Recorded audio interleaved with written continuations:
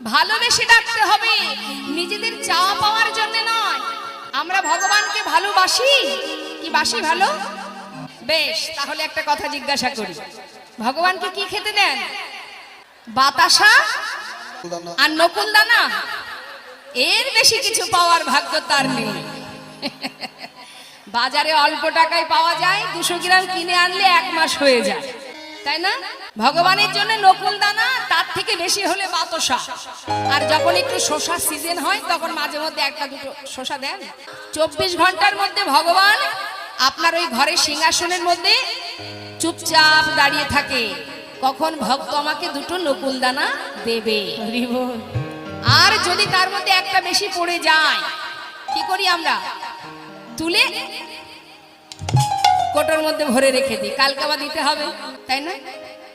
তাহলে এই তো ভগবানের প্রতি আমাদের ভালোবাসা।